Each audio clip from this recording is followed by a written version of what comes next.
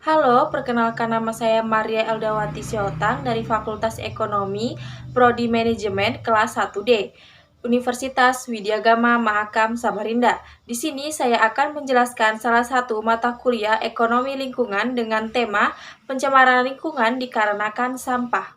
Pencemaran lingkungan merupakan masalah kita bersama yang semakin penting untuk diselesaikan karena menyangkut keselamatan, kesehatan, dan kehidupan kita. Siapapun bisa berperan serta dalam menyelesaikan masalah pencemaran lingkungan ini, termasuk kita.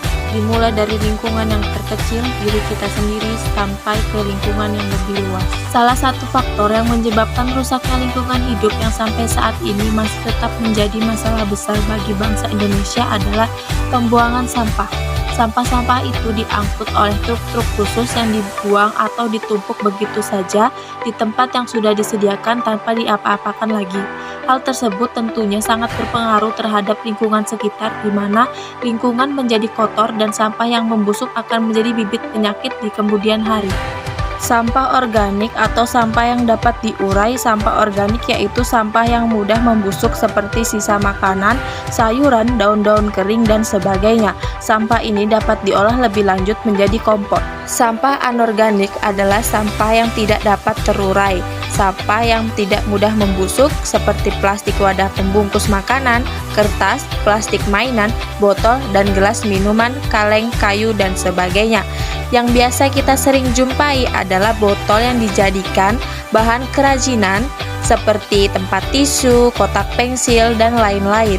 Dampak sampah bagi kesehatan lingkungan yang kotor juga dapat membawa dampak buruk pada manusia yang tinggal di lingkungan tertentu. Sebagai contohnya, polusi sampah diketahui dapat mengakibatkan peningkatan berbagai macam penyakit, infeksi saluran, pencernaan, dan sebagainya. Hal ini disebabkan karena adanya sampah yang menumpuk tanpa dibuang ke tempat yang selayaknya. Binatang pembawa penyakit seperti lalat akan menjadi semakin banyak, dan tentu saja itu bukan satu-satunya dampak buruk lingkungan kotor serta polusi terhadap manusia.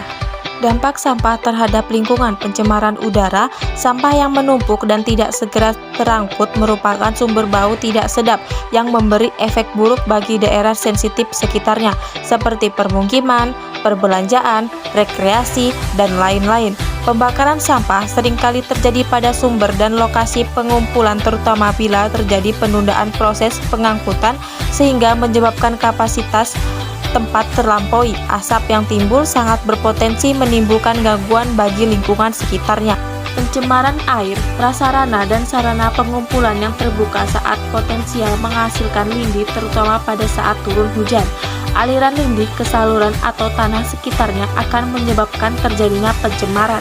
Instalasi pengelola berskala besar menampung sampah dalam jumlah yang cukup besar pula, sehingga potensi lindi yang dihasilkan di instalasi cukup potensial untuk menimbulkan pencemaran air dan tanah di sekitarnya.